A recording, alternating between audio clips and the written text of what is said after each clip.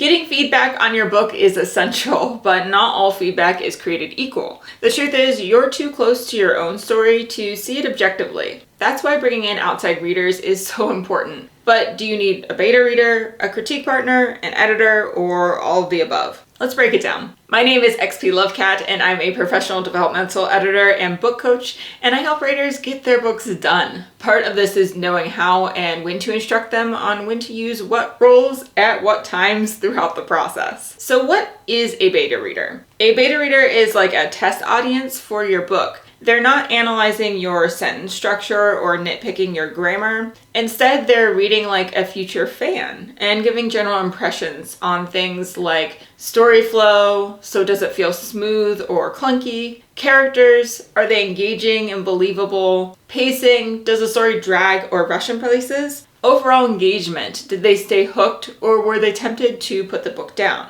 And genre expectations. These people ideally read extensively in this genre, and they are fans here, so they will tell you if something feels off or not fitting within the genre. Using beta readers is kind of like a gut check. You're asking, did I pull off what I wanted to pull off, or is there still work to do? When should you get beta readers? Usually, I say usually because this can vary based on different needs, but after you've revised your book and before you start working with a professional editor. They're a great way to see if your book is resonating with readers the way you want it to. But sometimes you might feel like you need more structure from a professional editor if you are newer to editing, as an example. Or maybe you make a major change with an editor and then want to gut check it with betas. You're allowed to get beta readers whenever you want. It's your process, it's your book. But I would say most commonly you're gonna get it around the second draft or so that you've revised yourself. Okay, so next is, what is a critique partner? A critique partner is another writer who gives deeper craft-focused feedback. So unlike a beta reader, they're looking at your book with a writer's eye and helping you improve things. These can be things like plot structure. Are there plot holes? Is the story well paced? Character arcs. Do the characters grow in a satisfying way? Writing craft. So are your scenes effective? Are there any stylistic issues? Also important to note that this is traditionally a two-way relationship, meaning that you'll critique their work as well. Think of it as an ongoing exchange where you both improve your writing together. When should you get a critique partner? Ideally, early in the revision process, before or alongside beta readers. They can help you strengthen your story before you get general audience reactions. Take careful consideration when you do choose to have a critique partner. Do you properly have the time to commit to critiquing their work? Sometimes writers find themselves in a situation where they spend so much time on someone else's work that they don't have leftover time for their own work. So while a good critique partner is amazing to have in your writer toolbox, sometimes it's best to forgo it if it means that you're not able to make progress on your own work. So then we get to, what is an editor? Unlike beta readers or critique partners, editors are professionals who fine-tune your book at different levels. And spoiler alert, there are different kinds of editors, so I wanted to provide a brief glimpse of each type of editor in the order that you should consider getting them in. Also, a quick side note that depending on your publishing path, you may not need to get each of these editors, because if you traditionally publish, some of these editors will be provided by the publisher. But the details on that is out of scope for this video, and I just want to make sure that you have a quick overview of each of the types. First, we have a developmental editor, which is big picture stuff. This is story structure, plot, pacing, character development, and themes. We have the line editor, that is sentence level, clarity, flow, and style. Copy editors focus on grammar, punctuation, and consistency. Then there's the proofreader, which is the final polish before publication, to essentially catch anything that was missed in earlier stages. When should you get each type of editor?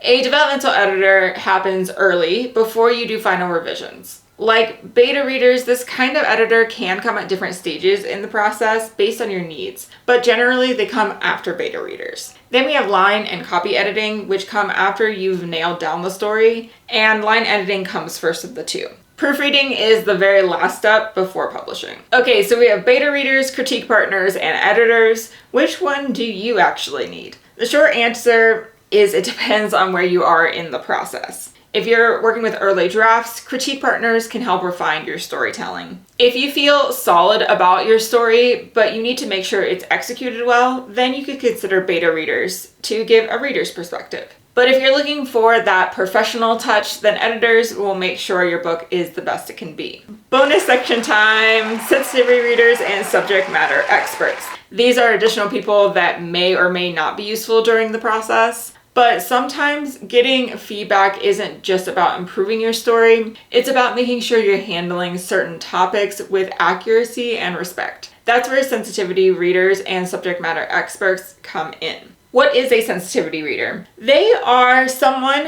who reviews your book for authenticity and potential harmful stereotypes from writing about experiences outside of your own. They focus on areas like race, ethnicity, and cultural representation, LGBTQ+ identities, disability and neurodivergence, mental health and trauma, religious beliefs and practices. They're not just there to tell you what's offensive, they're there to help you ensure that your portrayal is accurate, respectful, and free from unintentional harm. So when should you get a sensitivity reader? If you're writing about a marginalized identity you don't personally belong to, and if your story includes historical or cultural elements that you're not deeply familiar with, or your book tackles trauma, mental health, or social issues and you want to ensure responsible representation, sensitivity readers may help you create a more authentic, nuanced character while avoiding harmful cliches. But what about a subject matter expert? These are people with professional or lived experience in a particular field who checks your book for factual accuracy. They often help with things like medical and psychological accuracy,